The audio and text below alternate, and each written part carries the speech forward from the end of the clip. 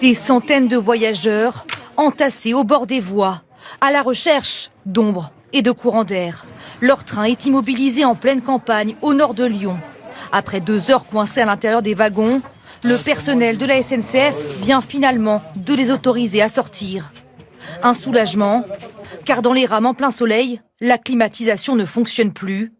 La température extérieure dépasse les 30 degrés.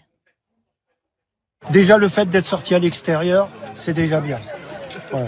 Parce qu'à l'intérieur, c'était intenable. À l'intérieur, c'était insupportable. Il y avait une dame avec un bébé, il était complètement transpirant, etc. Là, la première heure, quand on n'avait pas le droit de sortir, c'était dur. Même pour les gens vulnérables, donc les personnes âgées et les enfants, ça devait être encore plus dur. Leur train est parti à 14h10 de Paris. Après 2 heures de trajet, il s'arrête en pleine voie au niveau de Civrieux-d'Azergues. En cause, un problème d'alimentation électrique.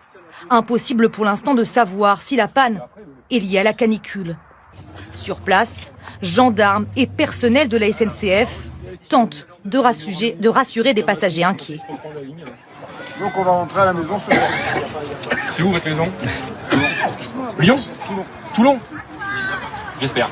C'est pas évident, bon, heureusement on a de l'eau, mais bon, on n'a pas tellement d'informations et après à part attendre. L'ensemble du trafic dans le sud-est de la France est perturbé. À la hauteur de l'incident, les trains ne peuvent circuler que sur une voie et au ralenti. Ce soir, ces centaines de voyageurs sont toujours bloqués. La SNCF n'a pas indiqué lors d'un retour à la normale.